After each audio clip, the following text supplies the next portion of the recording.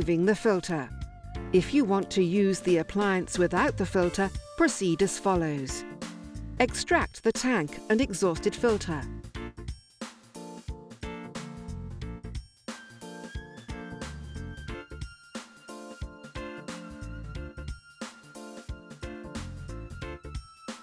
Press the selection arrow corresponding to the Appliance Settings menu symbol to enter the menu.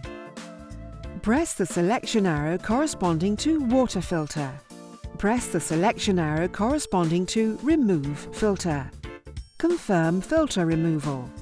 To confirm, press the selection arrow corresponding to OK. Remove filter completed. The change has been saved. Press OK to go back to the home page.